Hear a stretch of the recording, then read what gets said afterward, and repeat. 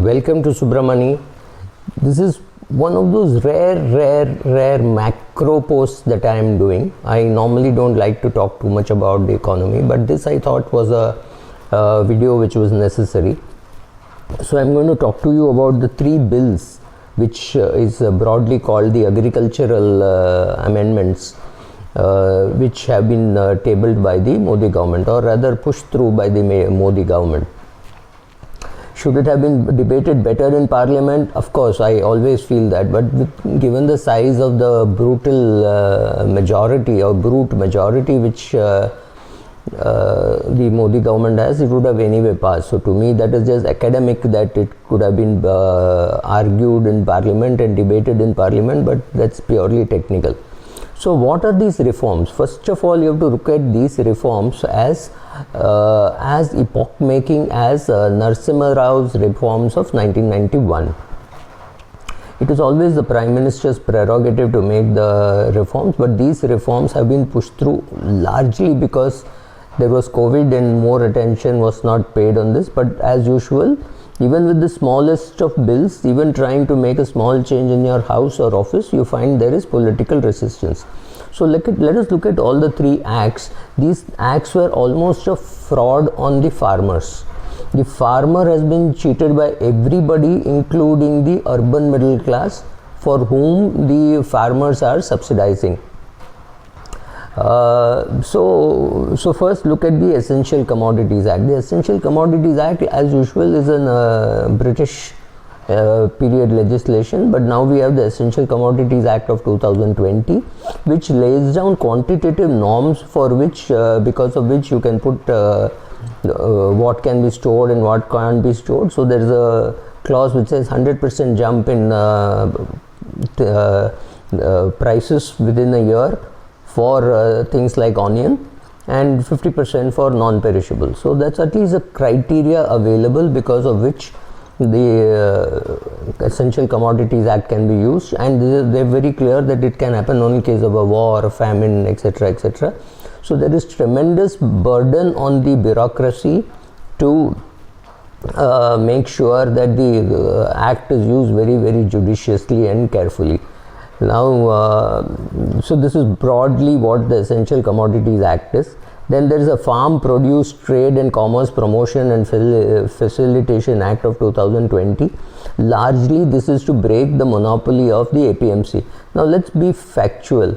We buy our stuff comes beautifully washed, packed in a box from Nasik to Navi Mumbai. This is an offence under the act as of now. Now that the bill has been passed, they can do it.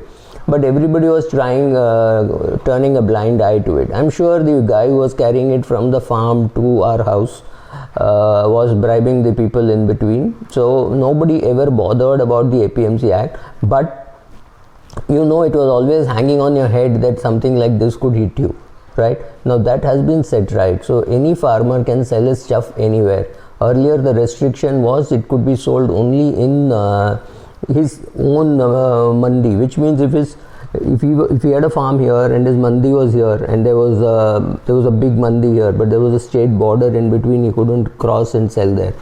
These kind of restrictions. We have no restrictions on where we can work. If I get a good job in Bangalore, I can work in Bangalore, I can work in Dubai, I can work in US, or I can work in Mumbai, right? There is no law which says, oh, if you're from Kolhapur, you have to work only in Kolhapur. I mean, I'm surprised we don't have a law, but we don't have a law. The Brits didn't think it was important, so we don't have a law. Now this APMC Act said you can sell only in this APMC. All the charges were borne by the farmer, and it was draconian. Now I'm not willing to go and say that the intermediary was wrong, because we blame the intermediary in every business, like even in the mutual fund industry. You will find a journalist doing an article saying 1% AMC charges is very high for the common man. True, when HDFC collects 5 crore application and makes 5 lakhs as commission, then HDFC Bank is making too much money. Maybe that 1% is too much. But think of the small IFA who is in a small town, takes a scooter, goes to a client and gets a 500 rupee SIP, and end of 2 years the client stops the SIP. So how much has that client invested? About 12,000 rupees. On that, how much money does he make? Maximum, right? 1%. People don't get 1%, they get slightly less, but for a minute let us assume that he gets 1%. So he makes 120 rupees. Now you can either assume that he pays 20% of income tax on that, so that another 20 is gone. So he makes about 100 rupees. So 100 rupees he must have spent at least 100 rupees on the scooter, right? For the fuel, and I'm not even talking of depreciation, etc. Where is he being compensated for his time, right? So stop demonizing the intermediary. The intermediary is necessary, whether it is in the mutual fund or whether it is in agriculture. When you are given the facts, you are told that we pay 40 rupees for a kilo of potato, which is an exaggeration, and that the farmer gets 4 rupees, which is again an exaggeration. And so in your head there is a demon sitting in between making the whole 36. Not true at all. This is not a product like a mutual fund or insurance which can be sold on the phone, right? So it has to be physically carried. So the farmer has to pluck it, he has to put it in his vehicle, and he has to, in a vehicle, pay rental there, or whatever charges that he has to bring it to the mandi. That trader has to pick it up. He has to then make sure that it is sorted out in terms of size, or I don't think too much of cleaning happens at that stage, and then he has to sell it forward. So then, of course, there is an intermediary. Then the guy who is a buyer is a wholesaler. He is not a retailer. So the wholesaler buys it, puts it in his truck, carries it, say, from Nasik to Navi Mumbai, and here he has to unload it, which is again a unionized APMC unloading, and that has to be kept there. And then the retailer sells. Obviously, there are 6-7 people in between, so everybody makes 3 rupees, 4 rupees, 3 rupees, 4 rupees. That itself is about 30 rupees. Right, that is what happens. Our media should do a story on exactly how much each person makes, and it's not a huge thing. The intermediary is absolutely essential. Will the intermediary die because of this? I doubt it, but there might be different sets of aggregators, right? So I have something called a Kisan Connect.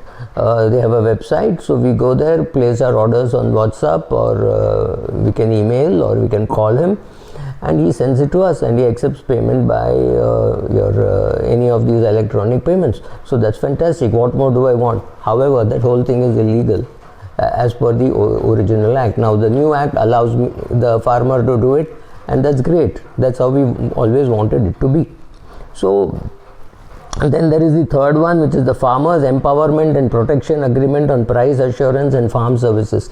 Now this helps the farmer get into a contract with the company, which could be a Pepsi or a Reliance or anybody who wants a huge quantity of a particular quality. It could even be sugarcane, right? So all of this now comes under the farmer is allowed to do this.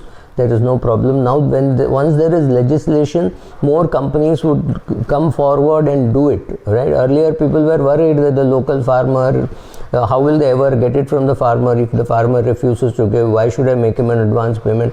Now what this contract farming will do is improve the insurance possibility. If I am a contracting company, I'll go and tell the farmer, this is the quality of potato, or this is the quality of tomato, or this is the quality of corn that I want, or wheat that I want, right? Now then I will have data on him for, like, say 4 years, 5 years, 10 years, and maybe there will be enough cropping pattern. So I will be able to take that whole cropping pattern, get into a contract, and take that contract to UK or Singapore and get it insured. I need not go through the expensive Indian insurance, right? So that protects me, and because I am protected, I'll happily contract with the farmer. Now the small farmer, let us talk of the guy who has got 1 or 2 acres, right? He also benefits by this. Now what is happening with the vested interest is, states like Punjab and Haryana have a mandi tax, which the state government makes money, and the state government obviously uses it for giving doles, free electricity, free water supply, etc., etc. And the whole model of the farming business in India is completely screwed up in terms of the incentives are wrong. So you have Punjab and Haryana with very little water growing a lot of rice. simply because they know FCI will come and procure it and then give it to the rodents, right? All this system, if a guy can make more money selling better crops, I mean, he could grow colorful capsicum and make more money than selling rice and wheat, and he could getting a contract which gives him a better profitability. There is no reason why he will not shift. So who are the people who are really affected? Some politicians are affected, for sure. All those guys who told the farmers, we have a problem in this country, nobody can help you solve it, but I can solve it, right? These kind of people might be hurt a little. Some of the bigger farmers might be hit because they were the aggregators. So obviously there is a vested interest there. But what could happen is, if I am a company which requires a lot of fresh farm produce all over the country, let's be clear, I am Reliance and I've got Reliance retail set up all over the country. I will need farm products to be sold in a consistent way in all my shops. What will I do? I'll go and set up a cold chain. Why was I not setting up a cold chain? Because suddenly you said, oh, you cannot hold so much onion, so we will come and confiscate. Now that power is gone, right? So some of those people, who are the people who will benefit? People who will set up a big long cold chain. Cold chain would mean storage houses and cold storage transport. So it could be for flowers, it could be for fruits, it could be for other crops, it could be for processing the crop. So I may want to bring it in a keep it in a cold storage, put it in a refrigerated van and bring it to my factory, right? All those things will develop. We have to see how it happens. So first of all, let us accept one thing. The restrictions on the farmer were a complete fraud, and this was we amended the constitution to do this fraud on the farmer. So now we are just restoring status quo ante to the farmer. So we are not in any way depriving him of anything. Yes, of course, our great left people who are masquerading as economists, who are largely they like to be anti-Modi. I mean, I'm not getting into pro-Modi and anti-Modi. I love one thing about Mr. Narendra Modi. He has the guts to take on all interest lobbies. I haven't seen any politician being able to do that, but sorry for this 1 minute digression. I am a Modi supporter because I think he is trying something, and I believe a person who does some work will make mistakes. So I am not getting into whether demonetization was right and GST was right and wrong, but I think these three bills are necessary. It is epoch making. You will see the impact not in 2021 but in 2031. We need farm prosperity, and that will increase the food bill of the urban middle class. They are going to scream. All that is going to happen. We are going to see food inflation, but I am very happy with food inflation. It means the farmer is going to have more money to buy.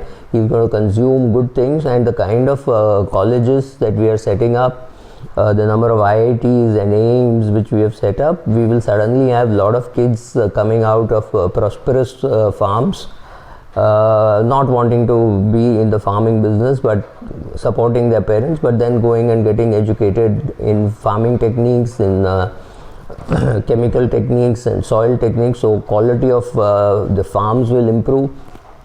With a cold chain established, you might be able to get good quality branded organic stuff. So those things could happen. So I think the possibilities are immense. Of course, the low high, any change anywhere gets resistance, right? In changing the toothpaste in your house, that is also not going to be very easy. So I do think it is a lot of positive which I can see, and no, it does not worry me at all. Am I saying this because I'm a Modi supporter? No, because I'm a Modi supporter for certain causes. I don't like the way Modi government is dealing with temples, but that's a different thing, right? So we are talking of these three bills. Yes, I'm a supporter. I think it's in good place. I think you should read an article done by Gautam Chikramani in the Observer Research Foundation. I'll try to put a link to that, and there's one more article which I saw, and maybe I'll put a link to that also. Thank you.